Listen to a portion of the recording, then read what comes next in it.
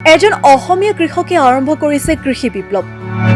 ৩৫০ বিঘা মাটিত এক প্ৰচেষ্টাত কৃষি কৰি সফলতা লাভ কৰিছে কৃষকজনে দেখুৱাইছে অসমীয়াগিৰি দেৰগাঁও বাদুলিপাৰ কাণফলাৰ এজন খেতিয়ক ডিম্বেশ্বৰ গগৈয়ে দেখুৱাইছে এই আদৰ্শ আনৰ খেতিত কাম কৰা খেতিয়কজন আজি ৩৫০ বিঘা মাটিৰ গৰাকী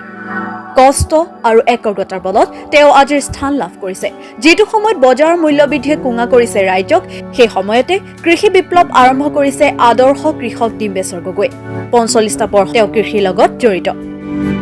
বছৰটো ১২ মাহে খেতিৰ লগতে জড়িত হৈ থাকে ডিম্বেশ্বৰ গগৈ নামৰ এই কৃষকজনে এই বৰ্ষ বানপানীৰ ফলত যথেষ্ট ক্ষতিসাধন হ'ল তেখেতৰ খেতিপথাৰ তথাপিও তেওঁ শেহতীয়াকৈ আৰম্ভ কৰিছে খেতি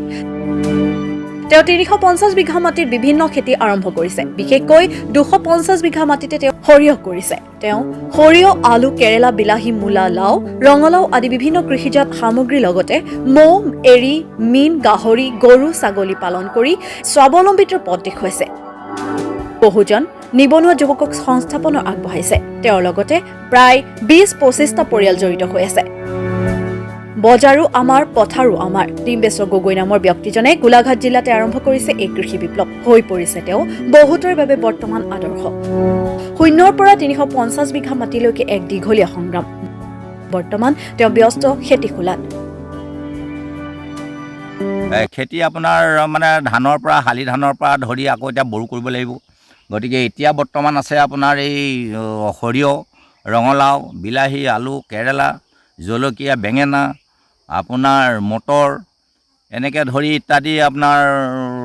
আছে আৰু গাজৰলৈকে আপুনি কৈছিলে যে আহিবৰ টাইমে ইয়াত খেতি মানে কৰোঁতে মানে প্ৰথম আহোঁতেতো মাটি নাই তেতিয়া কমকৈ কৰোঁ ২ বিঘা ৩ বিঘা প্ৰথম বছৰ কৰিছিলোঁ আধিকে বিচাৰি কৰিছিলোঁ আধিকে বিচাৰি আনৰ বহাত মানে খেতি কৰা ঘৰত থাকি লৈ পেলাই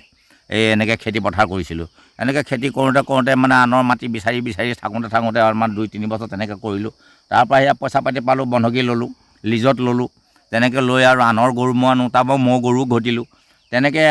মানে তেনেকৈ লৈ বোলে আগবাঢ়ি গুচি গ'লোঁ আৰু মানে কষ্ট কৰিলোঁ ধৈৰ্য ধৰিলোঁ বহুত মানে ৰাত দিন মানে নিশা মানে কটাবলগীয়া হ'ল এতিয়া ভাল লাগে খাবলৈ ভাত নাই খাই থাকিছিলোঁ মাটি কলহৰ পানীয়ে আপোনাৰ খেতি গুৰিত পানী দিছিলোঁ সাধু লাগে এতিয়াও বহুতে কয় যে তইতো এটা টাইমত মাটি কলহৰ টেকেলি নেগেৰা বনাই আপোনাৰ টঙালে বান্ধি লৈ পেলাই মানে নাভাগিবৰ কাৰণে পানী কৰিয়া নদীৰ পৰা পানী দিছিলোঁ পুলিত এনেকুৱা অৱস্থা আছিলে কলপতোৱাত ভাত খাইছিলোঁ কাঁহী নাই গতিকে এই অৱস্থাত আহি পেলাই ওলাই এই কাণফলা চাপৰিত বসবাস কৰি আজি এই পৰ্যায়ত পাইছোঁ এতিয়া বহুত নিবনুৱা বহুত বেপাৰীক মানে আপোনাৰ সংস্থাপন দিছোঁ কেইটা পৰিয়াল চলি আছে আপোনাৰ পৰা এতিয়া মোৰ কাম কৰা মানুহে আপোনাৰ ২৫-৩০টামান মানুহ আছে আপুনি ২০ ঘৰমান মানুহটো একদম পাৰ্মেনেণ্ট আছে আৰু ইহঁতৰ মানে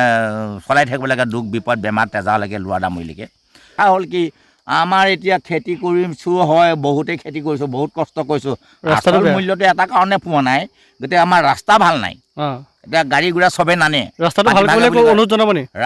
ভাল কৰাৰ কাৰণে চৰকাৰকতো আজি আমাৰ কৃষিমন্ত্ৰী ডাঙৰীয়াকো আমাৰ কৈয়ে আছোঁ গতিকে মইতো একো আঁচনি নাপাওঁ চৰকাৰ আঁচনি মইতো একোৱে পোৱা নাই ক'বলৈ গ'লে গতিকে মোক মাত্ৰ একো নালাগে পানী যোগান কৃষকক দিব লাগে আৰু খেতি কৰিবৰ কাৰণে আমাৰ বেপাৰীবিলাক আহিবৰ কাৰণে